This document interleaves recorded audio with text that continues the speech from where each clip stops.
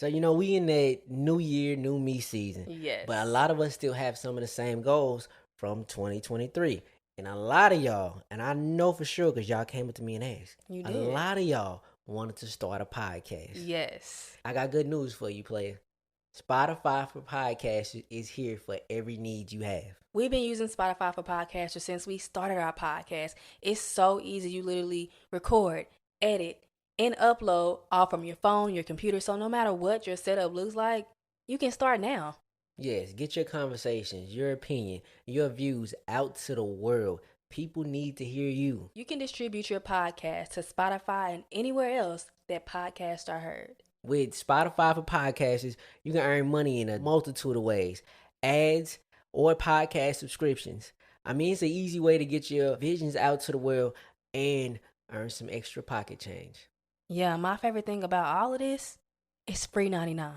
Yes. They don't charge you a dime. So you really got nothing holding you back. Today, not tomorrow, today, let's be heard.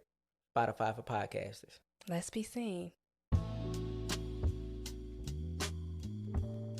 Welcome back to another episode of the For the Healthy Health podcast, where we talk about conscious living, self-awareness, and everything in between. I'm your host, Ree. Thank you for joining me and allow me to be a part of your journey. How are y'all doing?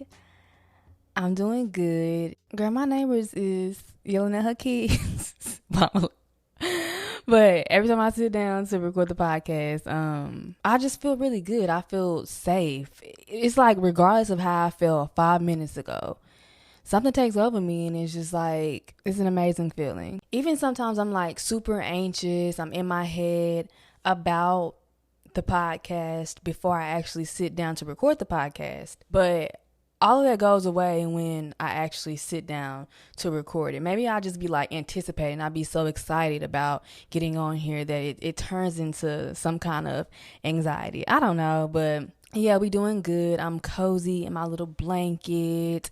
Had my smoothie this morning. Oh my God, it was so good. Typically I drink like a blueberry smoothie, but today I made the same exact smoothie but with strawberries instead, and it literally tastes like a strawberry milkshake. We got the Nog chopper going. The vibes are doing what they need to do, and I hope you can feel them. But today we're talking about the Matrix and escaping it. So escaping the Matrix is a term that I have heard when people are referring to social media. So when I first decided to talk about this, I intended on this episode specifically being about escaping the Matrix that is social media, which I will cover that a little bit towards the end. But for my homework for this episode, I watched the movie The Matrix. I had never ever watched the movie. Granted, it did come out in 1999, so it wasn't like my time, my era. But I highly recommend watching that movie. Easily top 5 movies I've ever watched in my life. But after watching that movie, like, my mind was blown and it was just working. And I was just like, I didn't know what direction to go in with this episode. After a few days of, research and just thinking, I finally figured it out. How I'm going to do it, how we going to do it today. Because the thing about it was just like, when you do research, you will ask a certain question or type in a certain word, and then that word brings in other questions. That question brings in other questions. So that's kind of how it was. And I was like, okay, what is the most simplest way I can speak about this? Because although my mind was chaotic, y'all don't need all of that. Y'all deserve to hear this in its most simplest form. So, starting off, what exactly is the Matrix?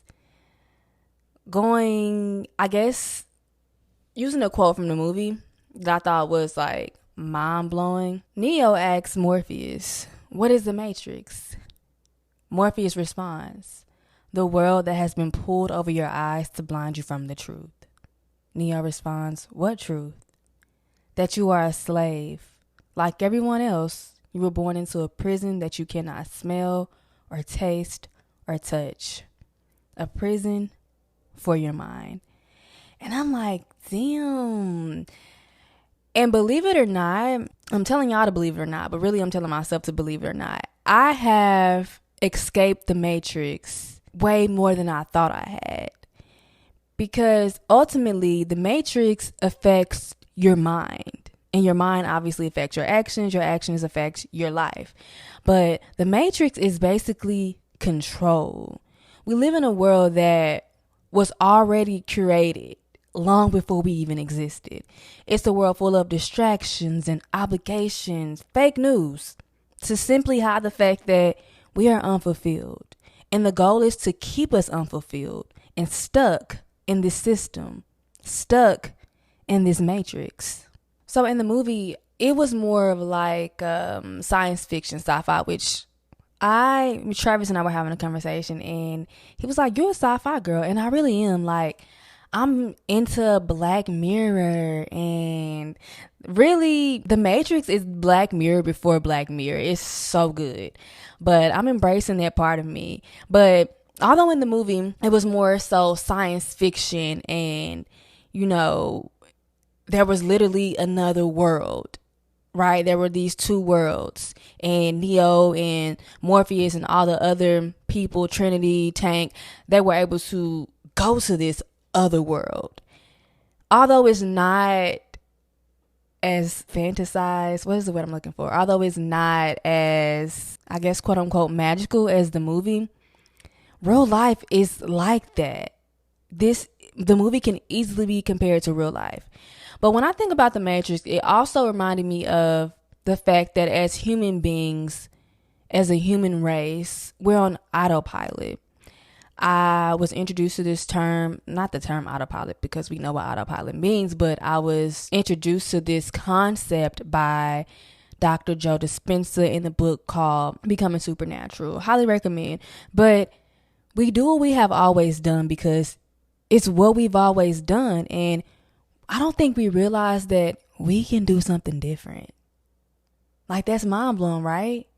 You've always done XYZ. You've always got up, fix your bed, went to work, did the same old thing. But we can do something different. And I don't think we realize a life exists outside of what we know. A life exists outside the Matrix. It also reminds me of, like, y'all know I'm a big reader, and I think that's how, as human beings, I was taught a long time ago in school, that's how we remember things. We connect it to something that we already know. So obviously it's natural for me to connect the Matrix, the concept of the Matrix, with things that I've read and things that I've learned in the past. So if you've never read The Four Agreements, there's this thing called domestication, where the author talks about how humans are domesticated. And what that simply means is, you know, when we're children, the humans who take care of us, our parents, our grandparents, they teach us what they know. And about more than 90% of that knowledge isn't true.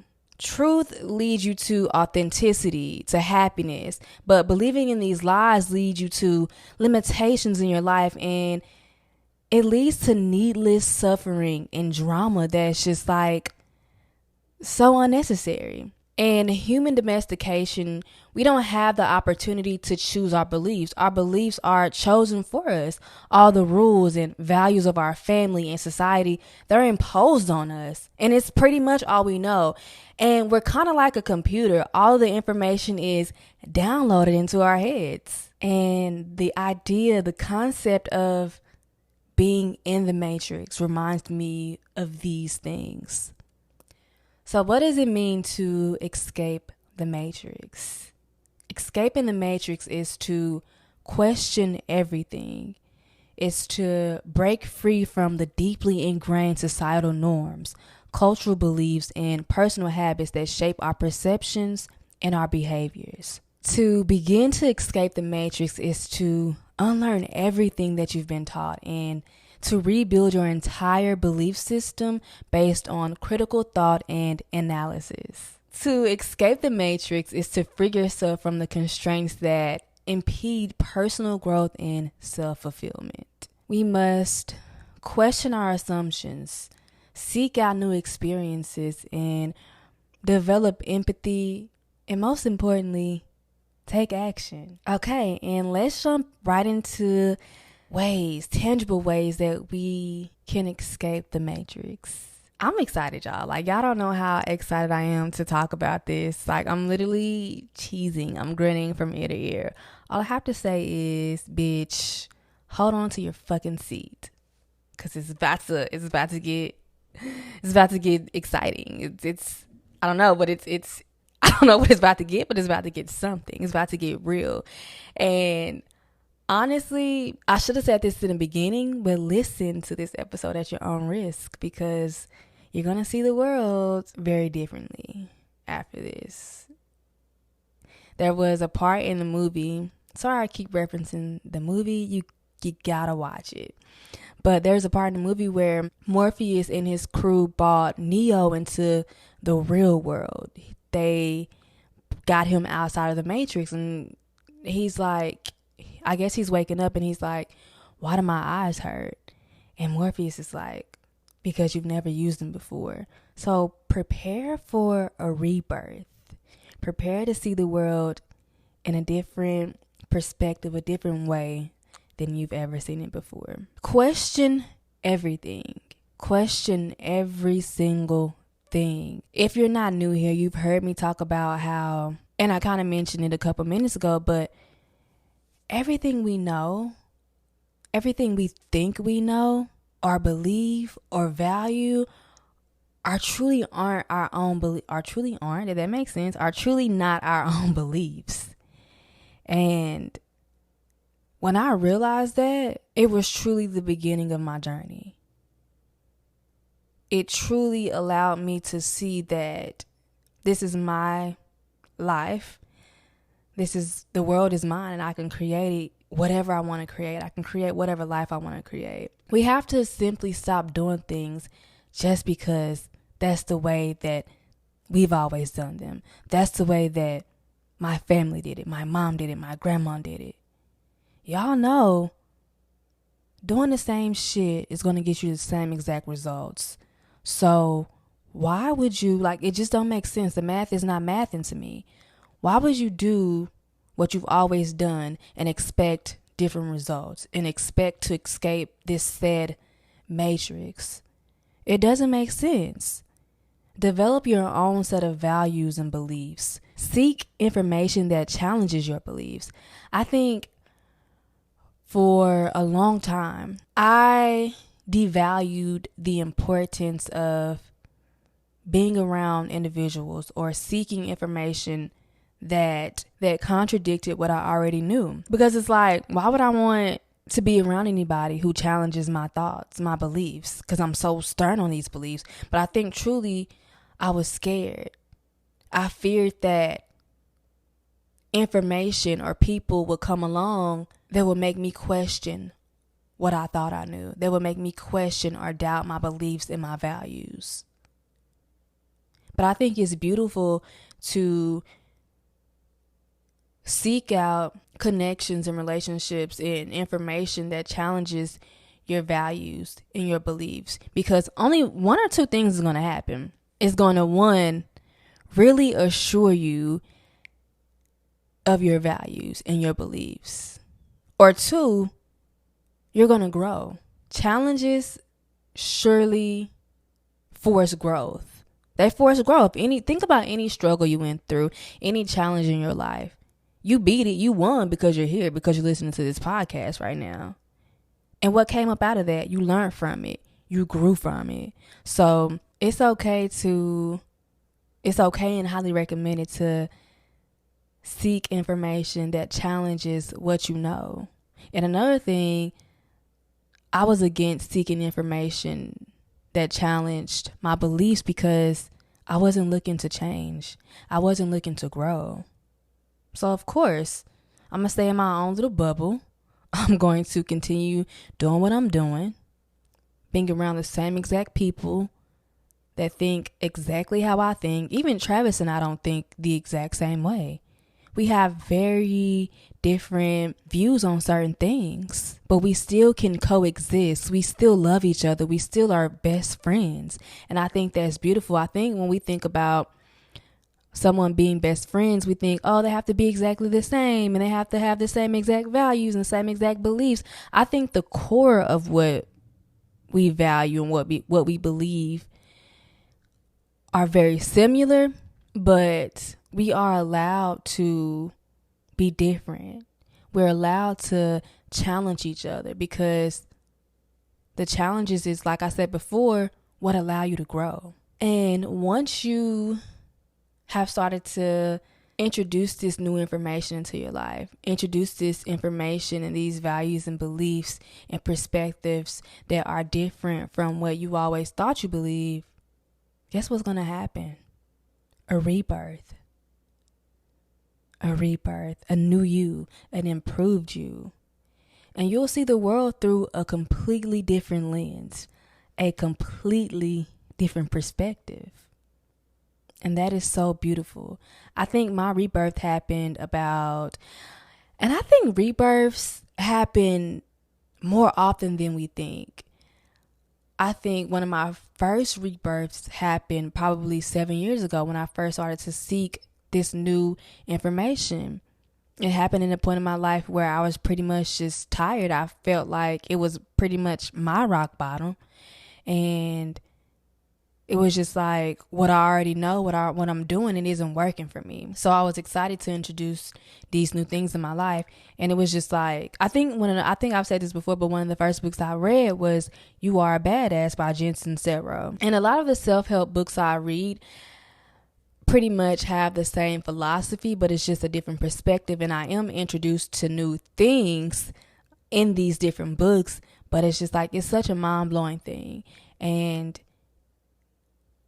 yeah, I highly recommend reading and seeking new information if you want that rebirth. And like I said, rebirths happen more frequently than we think. And it's a beautiful thing because it's a chance to, as the name says, rebirth, be born again. So another way to escape the matrix is to detach from consumerism. So if you've never heard of the term consumerism, I don't know why that word is like, it's a little lengthy. Consumerism is the tendency to consume and keep consuming and keep consuming and keep fucking consuming. It's the drive to buy more and own more stuff, but not only that, to define our identity through what we own. It makes us super desperate about owning things that we probably can't afford, and it can cause depression and anxiety. Anxiety. I don't know why I always have a hard time saying anxiety, but it can cause depression and anxiety. I have to be honest, I feel like I am just now, at my big age, getting to a point where I'm finally detaching from consumerism and I'm escaping the consumerism. There we go again, the consumerism trap. I remember, God, when I was in college, I had a job and I don't know how much money, I can't remember, I know it wasn't no more than like $200 a week for my paycheck. I used to work at, I don't know how many of y'all remember, because I don't think it's a thing anymore, but like Charlie Roos, and this is also back when Hollister was popping, and what else? I can't think of, Forever 21. I think Forever 21 is still a thing. But y'all, I would get paid that Friday, and literally within an hour, 2 hours, my entire check would be gone. I spent all my money on clothes, on things that I did not need.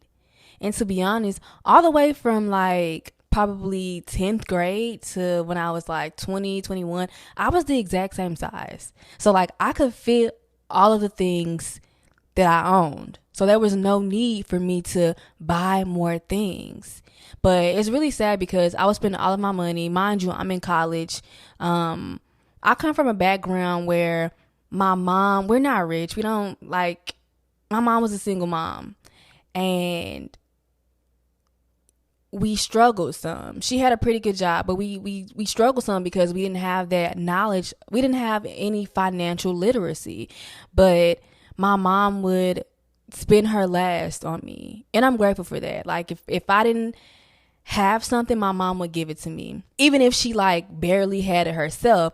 But it's sad because and I can laugh about it now, but I was spending all of my money, and Travis obviously had a job, and he would be responsible for buying simple things like food, like simple things for basic survival. And in a way, he was kind of my enabler but it's like, what the fuck else was he gonna do? Because I would spend all my money and literally not have money for basic survival needs. Mind you, I did have a meal plan on campus though, but still, I shouldn't have been spending all my money like that. And I think the reason why I would spend my whole ass check like that is because these clothes, this fast fashion, gave me a sense of security. It made me feel safe. It filled a void. It temporarily filled a void that I had within inside me. I didn't know that shit then. I thought I just wanted to be cute. I didn't realize it was deeper than just I want to be cute. I liked fashion, because I still do, but I'm more intentional. I'm more mindful on, one, where I spend my money at, and two, about the purchases that I make. I really think about it. So to get a little bit more technical, behavioral economics is the study of why people make such purchases, because I knew consumerism existed. I know that fast fashion is one of the most negatively impacting our environment, impacting our society mentally in the worst way possible. But it's just like, why? I know I had my reason why I felt like I was making these irrational purchases. And even to think back, like I would get a refund check. I remember getting like $1,000, and that was a store. I can't even fucking remember what this store is called, but it was just like a store in the mall in the city that I live in. And I went and blew my whole ass refund check in that store. And I'm just like, why? But so I knew my why. But behavioral economics, it examines why people deviate from the most rational choice available. These purchases that we make, they may be driven by a need to display one's social status, or in a response to an emotion like sadness or boredom. Now, I know y'all have probably heard other people say this, because I've seen it on the internet as well. But like, if you're really sad, you go to your favorite store, online of course, because that's the times that we live in. But you go to your favorite store and you just like fill your fucking cart up with everything.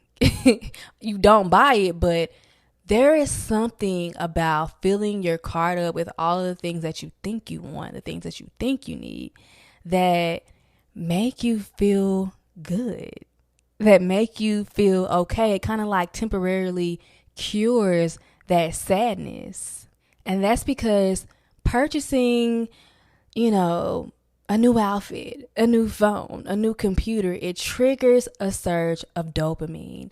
And what dopamine is just the chemical that makes us feel good. And it creates a pleasurable feeling. And we get addicted to that man-made high. So what do? We keep doing these things, buying clothes, buying a new phone, making these irrational purchases, so we can feel that pleasurable feeling again. And we continue to buy more and more and more and more of the shit that we don't even need. I can remember, and I guess it was just in the recent 2-3 past years, where there was a particular item that I wanted so bad, so fucking bad, whether it be a blender or a juicer. Don't get me wrong, I love my blender, I love my juicer. They were intentional purchases and I use them weekly. I use my blender daily, but I just use that as an example. But other things like a new pair of jeans, a water bottle. I'm such a hoe for a new water bottle. Like, oh my God, don't tell me that you're going to give me a new water bottle. Travis, don't tell me that you're going to give me a new water bottle. Don't. because I'm such a hoe for that kind of shit. But what's my point? Oh, okay. So I would buy these things online and be so excited about it. I would be so sure, like, this is going to make me so happy. But when these products came in, it was so anticlimactic. It's like, and in that moment, I realized how much, A, I didn't want it or need it, and B, that it's not going to cure my happiness. It's only short term. It's only short term. This dopamine hit that we're craving, it's only short term.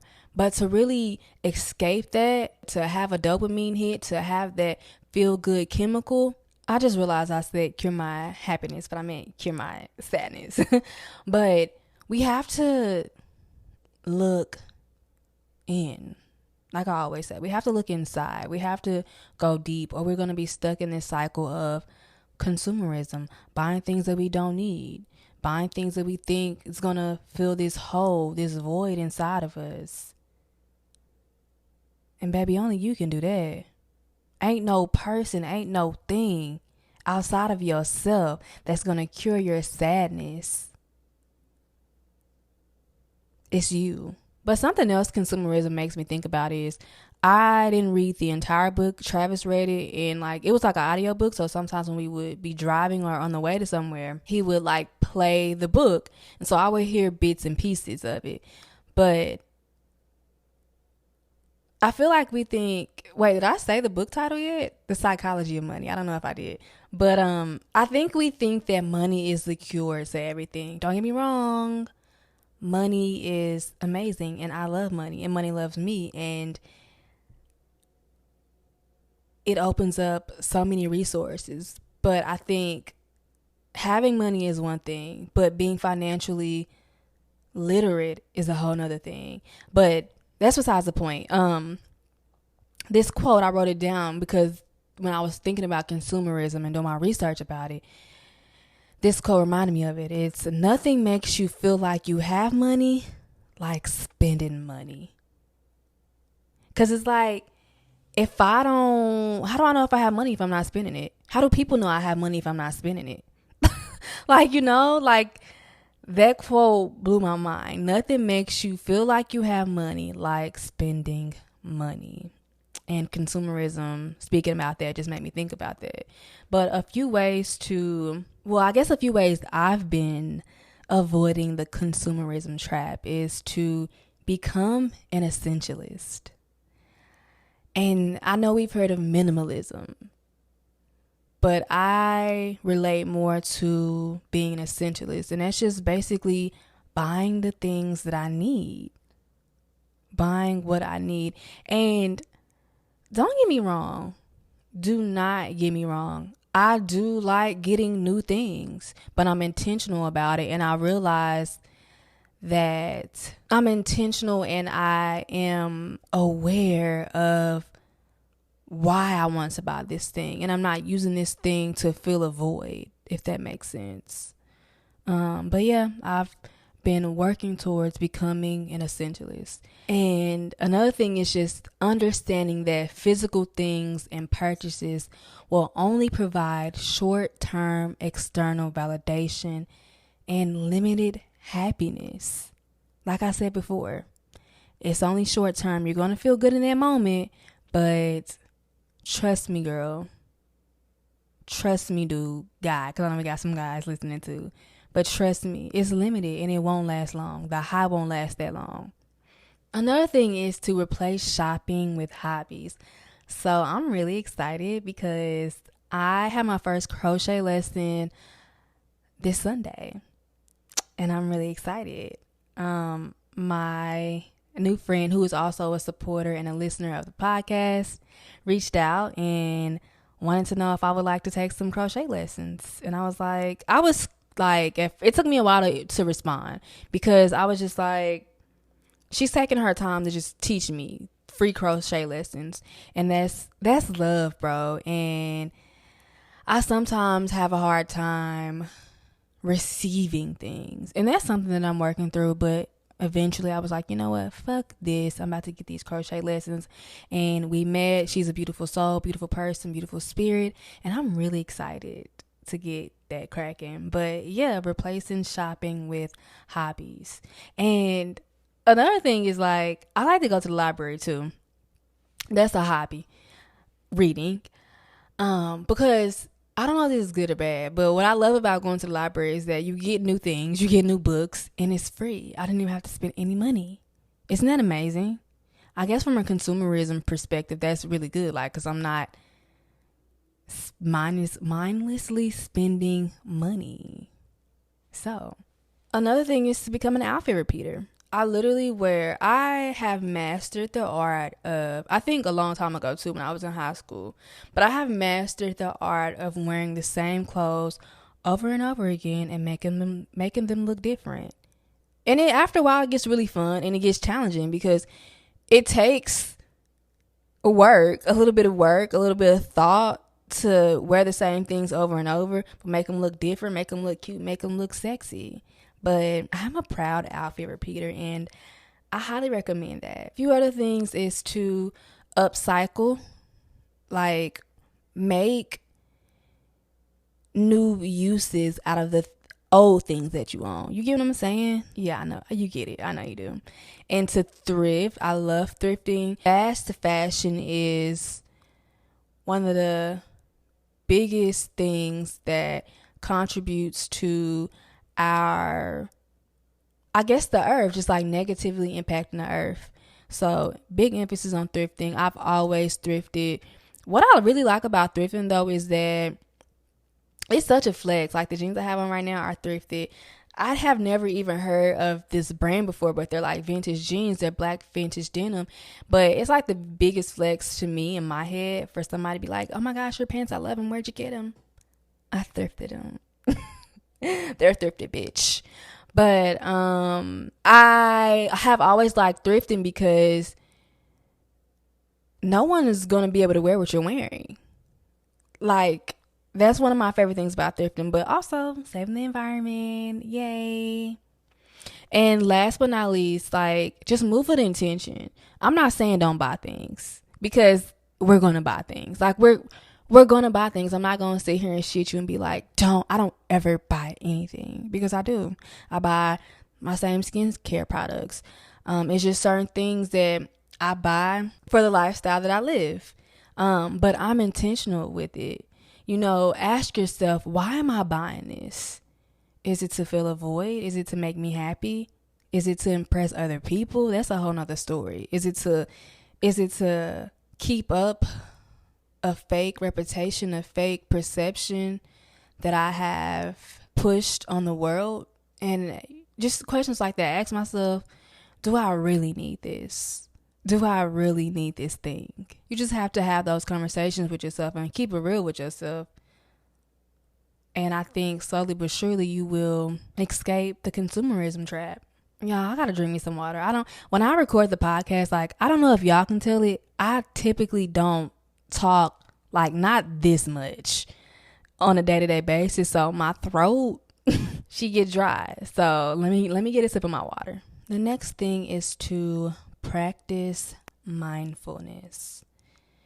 And I feel like mindfulness is a word that we hear a lot, especially, I feel like if you listen to this podcast, then you are pretty immersed in wellness, in the wellness industry, whether it be online or in your community.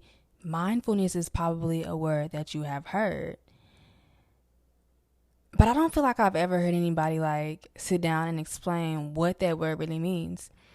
But for me, it just means to simply pay attention. Get out of your head and get in the moment. Just being mindful of your emotions, your reactions, your environment, the people around you. Becoming hyper aware of yourself, and like I said before, just the things and the people in your life. So a word that I hear, whenever I hear the word mindfulness, it's always followed by meditation. right? I know y'all have heard it too. I know it's like that for y'all. And I think we can get these two terms confused. They're not synonymous. Mindfulness and meditation does not mean the same exact thing. And for a while, I thought it did, but it doesn't.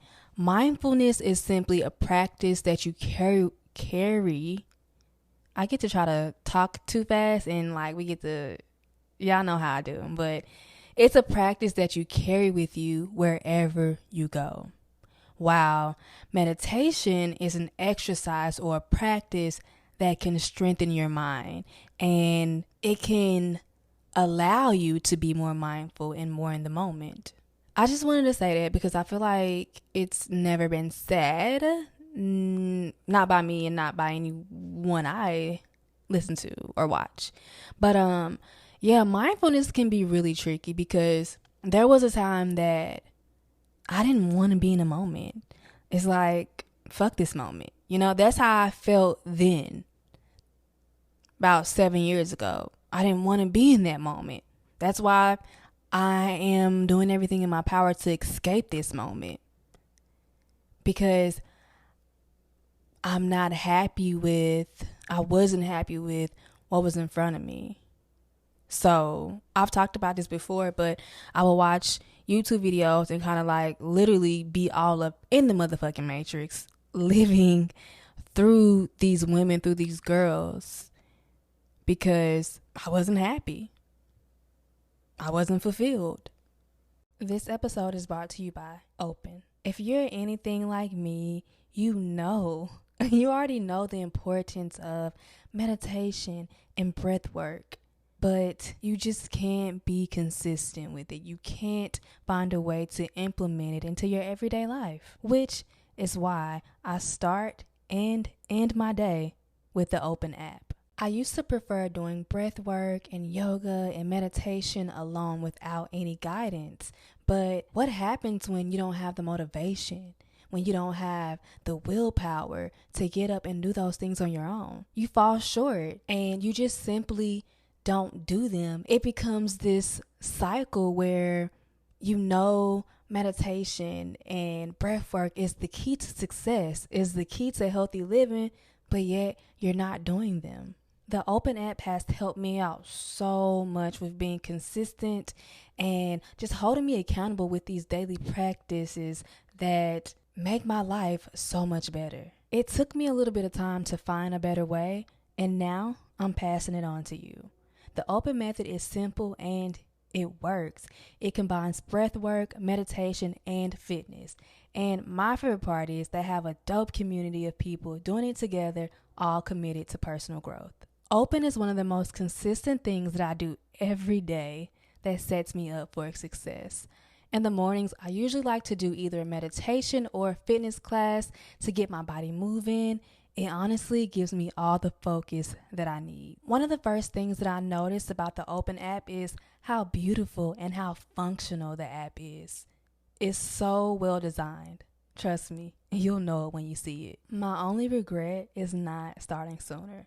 Believe me when I say, this app will change your life. If you want to get on my daily routine, you can get 30 free days of Open by visiting withopen.com/FTHH. Again, 30 days free by visiting withopen.com/FTHH. And don't forget to follow me and your friends on the app. My username is @Returner. Oh, and if you're in LA, make sure you check out their new studio to practice with Open in person. So if you're currently going through something like that where you aren't happy with your reality and it's helping you to escape that reality right now, I've been there. I know what that feels like. And what I also know is that in the moment when you're escaping, it does feel good. It makes you feel better about your life. But I'm going to be real with you. When you come back from that escapism, from that trip, all your shit's still going to be right there. And so I'm not saying don't escape. I'm just saying come back at some point. Come back and deal with your shit at some point. Because I feel like we shit on some of the habits that made us feel safe when we were at a low point in our lives. Escapism really helped me out a lot. It did. It's not necessarily healthy, but I gotta be real with y'all. Like, that shit helped me out a lot. I was in a space where it was ugly, y'all. It was really ugly. And I didn't want to be there mentally, physically, spiritually. So I escaped for a little bit. But then I feel like we get to this point when we realize this shit ain't working. So we're then forced to deal with that moment. And in order to overcome something, you have to get through it. You have to go through it. And I know we want, like, it literally be like at the snap of a finger, we want our lives to be changed on every level possible, mentally, physically, spiritually. We want that instant gratification. We want that change. Sometimes without even doing the work. We think we're going to get to escape, right? Not be in this moment, not go through this moment, not feel the emotions, not feel the pain, the sadness, but still have changed our lives. It doesn't work that way. In order to create a positive, fulfilling, loving, peaceful outer environment, you have to create a healthy, positive, peaceful, fulfilling, loving inner environment, inner world. And I want you to remember that although this moment isn't what you want it to be, what you thought it would be, express gratitude for it. Like I always say, it's temporary. You will get through it. If I got through it, let me tell y'all, if I got through some of the shit that I went through in my life, I know you can too. There's nothing super special about me. If I can do it, you can do it. If I can get through it, if I can escape the escapism and get back in the moment and deal with the shit that I was dealing with and express gratitude for that moment, even if I felt like that moment wasn't serving me, I know you can too. Okay, moving on. The next thing is to read. And when you get done reading, read some more. Let me tell y'all something. Books is where all the valuable information lives. It's where all the secrets live. Because they know, I don't know who the fuck they are, but y'all know who I mean. It's like an unspoken understanding. They know that most people are not going to read. So they put all the good shit in the books. Someone asked me in the last episode when we did a Q&A, how did I become me? A lot of reading. A lot of knowledge. I just had the desire to learn more. And when you learn more about the world or how the world works or just new shit in general, you learn more about yourself. You discover more things about yourself. And I feel like if you're not a reader, getting into reading can be hard. I used to equivalent reading with school. I promise y'all, like, I had never read a book for pleasure. Well, that's a lie. Because I'm thinking back to, like, when I used to be at my grandma's house, I used to love the Babysitter Club books, Goosebumps. It's some more I can't think of right now, but I used to love those books. But I think after a while, I related reading with school. And I used to think I hated reading, but the truth be told is that I was just reading shit that I didn't like. The reading requirements, especially in school, especially being a black woman in a white school system, I was forced to read books that wasn't about my history. It wasn't about me. It wasn't about things that I was interested in. So it made me think that I hated reading, but no, I just wasn't reading what I loved, what I liked, and what I was interested in. I would say while I think it's important to read books about self-improvement, growth, spirituality, I think it's important to just read in the beginning. I mean, not even only in the beginning, it's in general, because that's kind of where I'm at. I think it's important to read for fun. Like, off top, some books that I've read for fun lately is Rosewater by Liv Little. Oh my God, such an amazing book. I read a book called People Person a little bit ago, I think by Candace Williams. Homegoing, Transcended Kingdom, both of those by Yayati. I don't know how to pronounce her name. In this past year, or I guess 2 years, I've really fallen in love with reading novels. Right now I'm reading a book called I'm a Fan by Sheena Patel.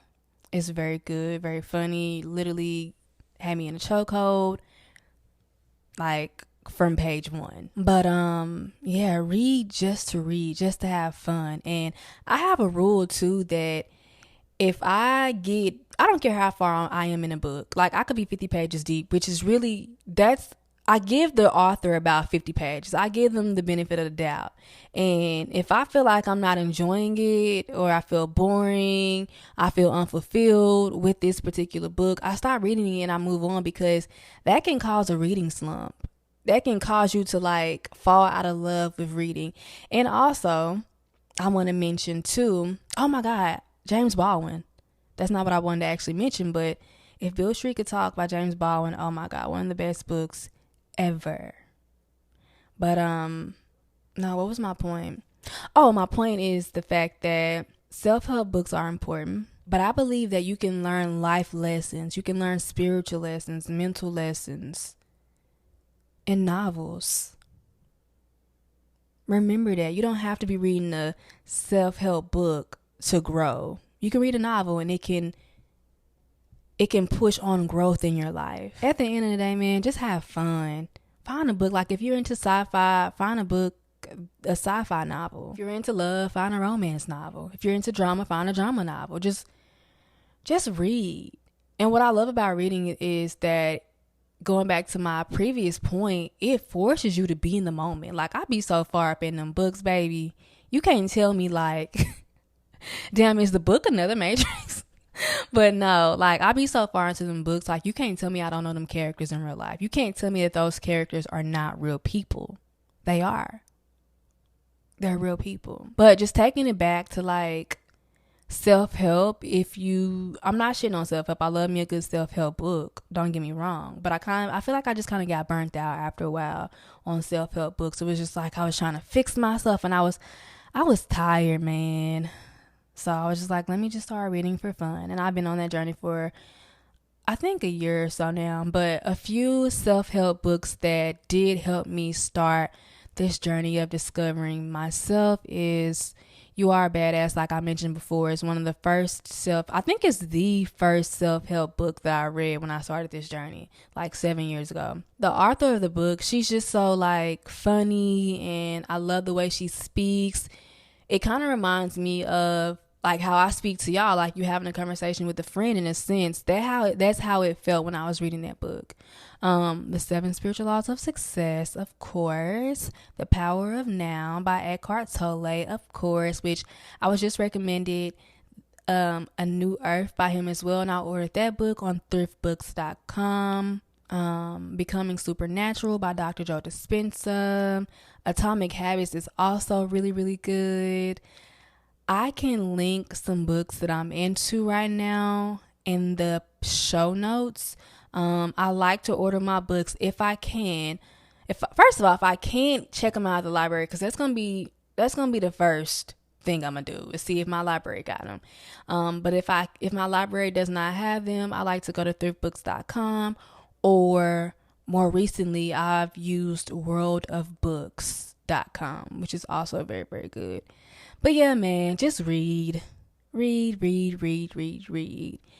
also, if you just feel like you can't read or you don't have the time to read, listen to an audiobook too, because I've really been on my Audible shit lately too, because I used to think like I wouldn't be able to listen to books because I feel like I'm more a visual visual person. Even when I was in school, like I am a visual learner and a kinesthetic learner, which means like hands-on.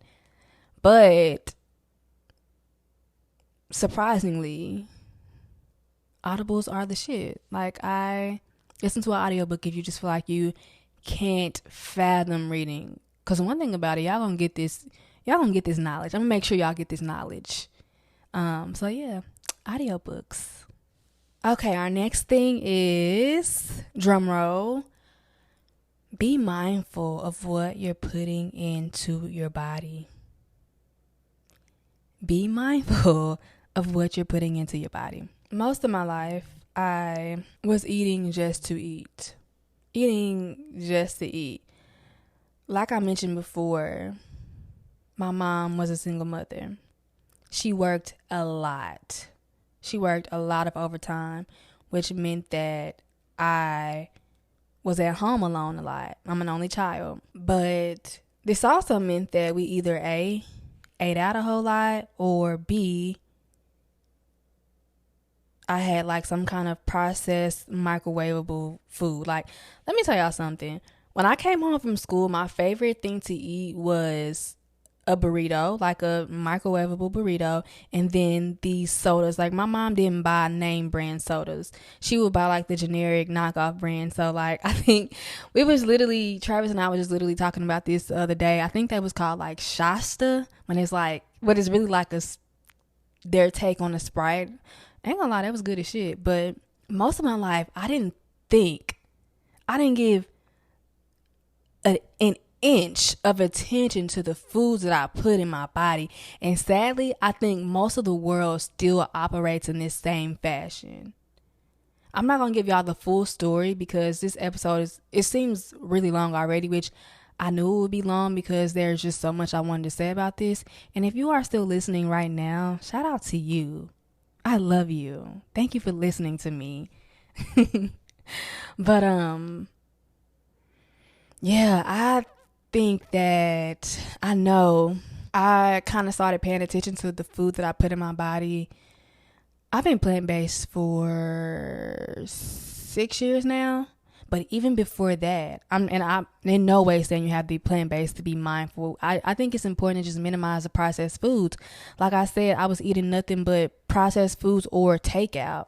But it took me a long time. Actually, I think I got started early. I think I was probably like 19, 20 when I finally started paying attention to what I was putting in my body, because I have irritable bowel syndrome, and it would be so bad to the point where I've had to go to the hospital a couple times for it. But I think that had it not been for me having IBS, I think eventually, but it would have been a lot later. But it wouldn't been so soon had I not had IBS though. And although I was sick as fuck, y'all, like I'll be so sick every night from the dairy and like just all of these things that my body doesn't process well. Like, my body doesn't process any type of meat well, any type of dairy well. But I'm grateful for it. I'm so grateful for God and for the universe showing me that way of life wasn't for me. Eating just to eat, just to have pleasure. Don't get me wrong. I love that I have found a way to eat clean, eat healthy, eat less processed and plant-based, but still make it taste good. Like, I'm grateful for that. But I'm grateful that the universe showed me that way of living was not for me. And let me tell y'all something. Being mindful of the food that I put in my body has changed my life dramatically. Dramatically. It has done numbers for not only my physical body, my avatar, my vessel, but my mind. I think we don't realize that when we consume these processed foods, it clouds our mind. It has a huge effect on our mental health, on the way we think, on the actions that we make. And I don't think we realize that. When I started eating better, when I started being mindful of the food I ate, my thoughts were clear. I had more clarity. And it's like everything really just fell in line. So since I was mindful of what I was putting in my body, I'm mindful of now the people I'm around, the people I allow into my space, the people I give my energy to. Let me tell you, I don't play about my energy. I don't play about my space. I don't give everybody access to me. I don't play about that. I don't play about what I'm consuming and like what I'm watching, the books I'm reading, my social media time and consumption. I don't play about none of that. And I think had it not been for me taking those steps, taking the actions to really pay attention to what I'm putting into my body, I don't think I would be the person that I am today talking to you right now. So, big emphasis, really heavy on pay attention to what you eat. Eat to live, eat to fuel your body. It's very, very important, very essential, man. So I wanted to intentionally save this last point for last. And that's just to unplug and limit your media consumption. And I think the day and times that we live in, I guess one of the most prominent sources of media is social media. Like I mentioned earlier, social media is ultimately the matrix within the matrix. It's the meta matrix. It's so funny, whenever I thought about the matrix, like I said before, I would think about social media, but after doing my research, watching my little movie, I realized that the matrix is way more than just social media, but in its own little way, social media is the matrix within the matrix. So as I always say, I think that social media can be a safe and beautiful space if you use it intentionally. However, the problem begins when we start to kind of blur the lines between social media and real life. Regardless of what we may think, social media is not the real world. We put so much belief and effort into this online identity. We begin to think that this is the real us. Likewise, we start to believe that everyone else's online identity is the quote unquote real them. And y'all, that's dangerous. That's so dangerous. Do you know what that can do to, let me go back. Do you know what that has done to my self-esteem, to my confidence, to the way that I view my life? It's been so detrimental to my mental health to put so much energy and effort, not only into my online identity, but being so invested into other beings and their quote unquote online identity, and me believing that it's real. It's not real. Social media is not real. Even I show up as authentic as I can on every platform that I decide to show up on, but y'all, it's still not 100% real. And I need y'all to understand that this shit can get really dangerous if we start to really believe that social media is the real world. Because it's not. We don't differentiate our virtual selves with our own selves, our real selves right here, the one right here. And we end up believing in these false online identities when it's only a facade. It's only fragments of us. I'm not saying social media is completely fake, but it's not the whole truth. And I don't think it's meant to be. I don't think the creators of these apps meant for us to view social media as the real world. I really don't. In my heart, I don't want to believe that. But that ended up happening. So in the movie The Matrix, whenever, I can't remember the exact scene for real, but it was a part when Morpheus and Neo went to, I can't remember if it was the real world. No, it wasn't. It wasn't the real world. They were back in the Matrix. And Morpheus was explaining to Neo, like, this is your residual self-image. I thought that was so interesting. And what your residual self-image is, it's the mental projection of your digital self. That's how he explained it in the movie. It's the concept that individuals tend to think of themselves as projecting a certain physical appearance or certain position of social entitlement or lack thereof. And I think an important thing to remember is our self-image in the real world, but also online and on social media, because that's what we're talking about right now. It can be greatly altered. Do y'all get that? I can post, and so can other people. Any of us have the power to post whatever we want. We can greatly alter that image, especially with the fucking apps that exist. The Facetune, all I really know about. But I actually used to use Facetune, believe it or not. But like with the Facetune, all these apps that will assist us in altering our self-image just so we can portray a certain perception of ourselves. First of all, that's a lot of fucking work, and I'm not doing it. I quit doing it a long time ago because I can't. It's a lot, but I think remembering that this self-image can be greatly altered when we're engaging or when we're online. I think it's important to remember. It's important to remember not to compare ourselves to some shit that's not even real.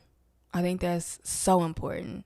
Something I think that is necessary to note is, which y'all probably know this, but I'm gonna let you know anyway, in case you don't. Social media can lead to physical and psychological addiction because it triggers the brain reward system to release dopamine. Like I said, once again, that feel-good chemical when we were talking about consumerism. Surges of dopamine in the reward circuit cause the reinforcement of pleasurable but unhealthy activity, leading people to repeat the behavior over and over and over again. Hence, addiction. How the fuck we become addicted to social media and other things. So think about like the likes, the comments, the follows, etc.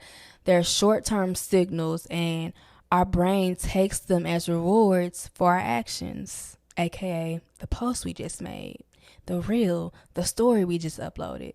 This short-term reward will make our neurons release more dopamine and make us feel good. Make us feel good for a little bit of time. Whenever I was doing my research and thinking about dopamine, I wonder, why do we crave those dopamine hits? Like, why? And this is what I came up with, y'all. I think it's because we are unfulfilled. We're unsatisfied. We've made decisions based on societal norms, our parents' beliefs, etc.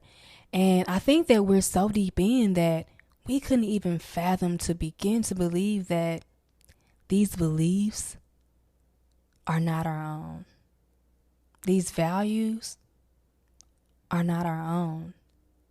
Therefore, we create an unfulfilling life, and we can't figure out how the fuck we did it or why we even did it. So we rely on dopamine hits to make us temporarily relieved and feel good in the moment.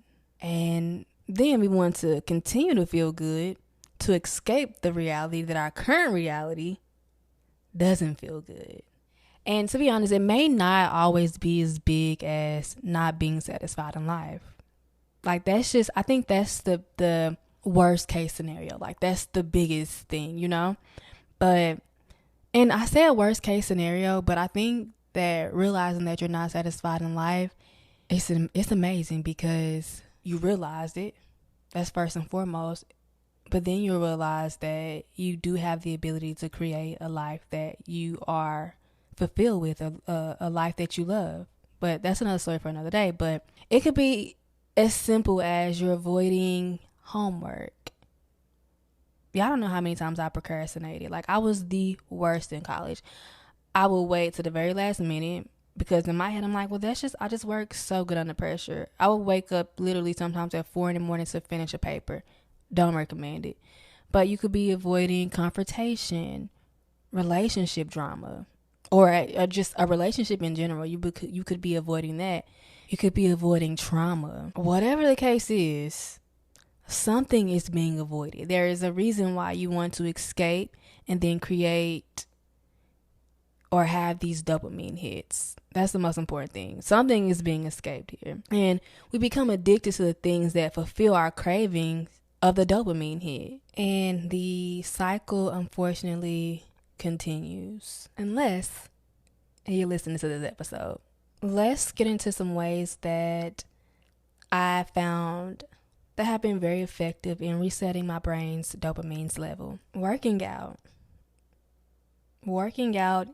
in whatever way, shape, or form. For me, it's often running. I have fell so in love with running.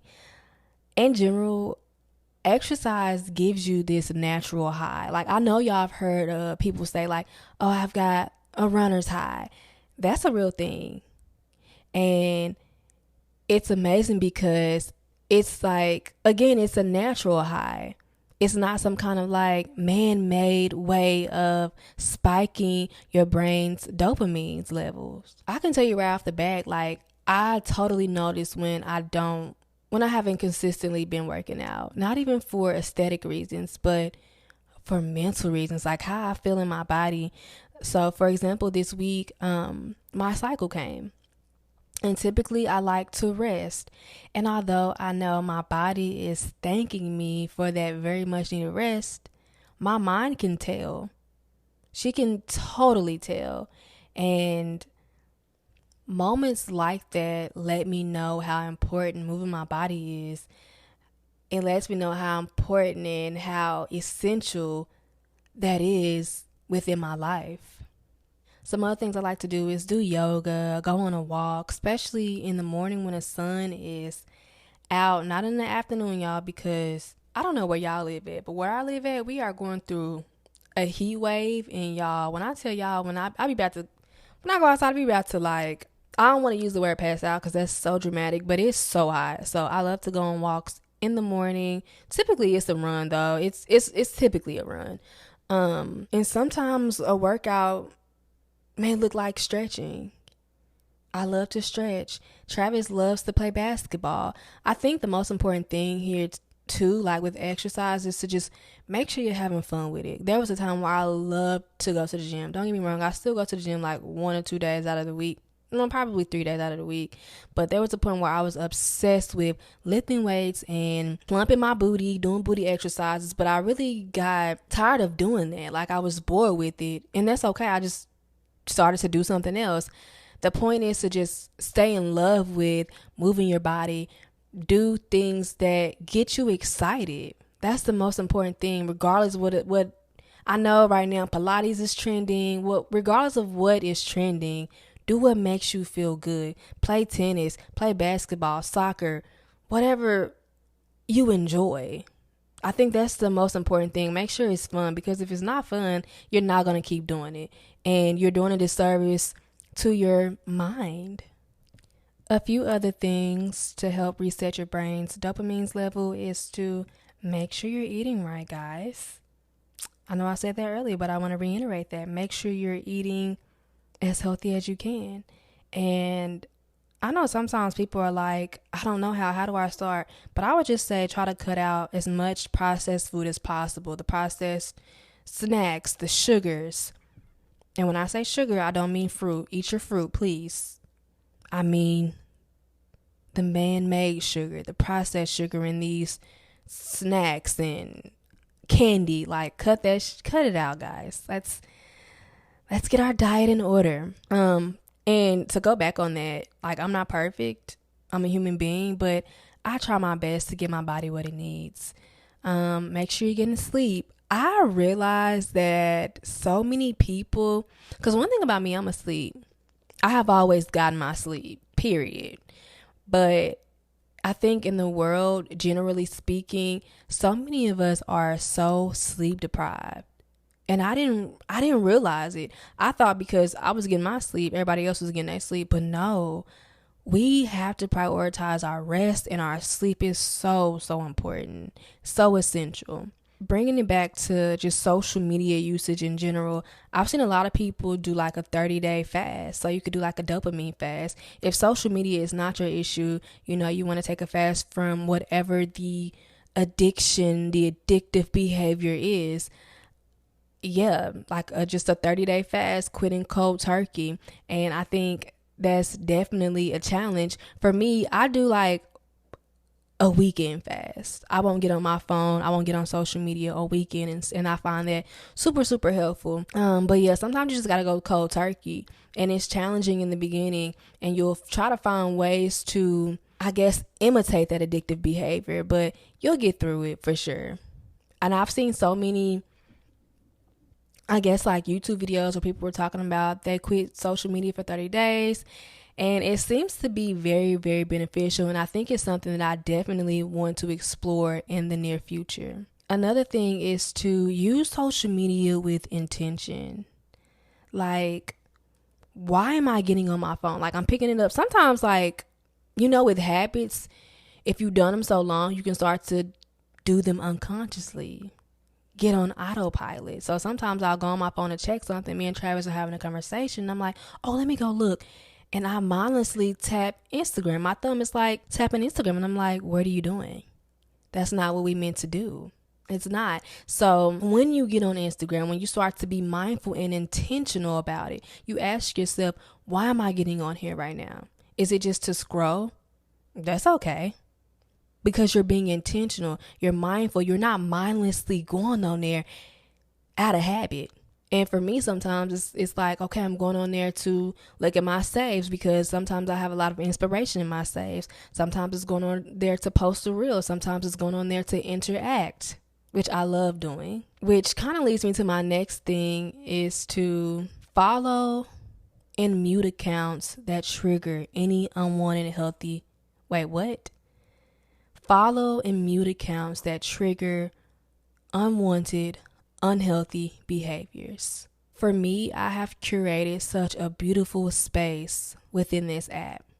I only follow artists. I only follow people who inspire me, who create. And I think that's really, really important. And I ultimately use this app for a form of expression to connect with like-minded individuals. Also, practice some discernment. Remember what I said earlier about the residual self-image. This image can be easily altered. So don't believe every single thing you see on there. Social media is only half truths. Practice some discernment when using this app. Remember that. It's not the real world. It's not real. No matter how real we believe it is not real. My last few things is to use social media. Don't let it use you. And that just kind of goes back to being intentional, not getting caught up in the cycle, in this addictive cycle. That's all that means. Use social media and don't let it use you. My last thing is to take advantage of screen limits and downtime. So I don't know if it's on every phone, but I know iPhone has this feature where you can put screen limits on apps. And you can also have downtime. So my downtime is from 8 p.m. to 8 a.m. So if you're not like my favorite contacts, if you're not in my favorites, you cannot reach me. And also during this time, apps are shut down. Because for me personally, 8 p.m. to 8 a.m., those are really important and sacred times in my day. I'm spending time with my family. I'm doing my nighttime routine. I'm making sure my girls are showered, and I'm making sure even before, like I'm making sure dinner is cooked. Those are really sacred, important times. And I don't want to look up and I've been in my phone all this time when I could have been spending time with my family. I could have been here in the real world with the people that I love the most. And even fast forwarding to 6 a.m., 7 a.m., 8 a.m., that's time for me. I prioritize Not only time with my family, but time for myself, to deepen the relationship with myself, to journal, to read, to meditate, to do whatever it is that I need to do to vibrate at a high frequency. That's my time. So that's why I prioritize using those features in my iPhone. I'm pretty sure like other phones have it too, but I prioritize those features, using those features, so I can hone in on what's really important to me. Whew, okay. I think this is like the longest solo episode that I've ever did. But like I said, I knew it was going to be a lot because I just had so much to say and my brain was all over the place. And what's crazy is I didn't even like hit some of the points that I had on here because I realized how long the episode was. So if y'all want a part 2, I don't know if the other points are long enough for a part 2, but anywho, I talked for a really long time today and my throat feels really raw. I need some tea or something. If you stay to the end, oh my gosh, we're besties. We're officially best friends. But no, on a serious note, I genuinely appreciate you being here, allowing me into your space. That means so much to me. It means the absolute world to me. Thank you for staying this long. Thank you for listening to me. Thank you for giving me space. I appreciate you. I love you. Now on that note, I'm sending you so much peace, so much abundance, so much love, and everything you need in this moment. Remember, you are enough. You don't need anything outside of yourself to feel whole, because you're complete. I'll talk to you next time. Bye. Mwah.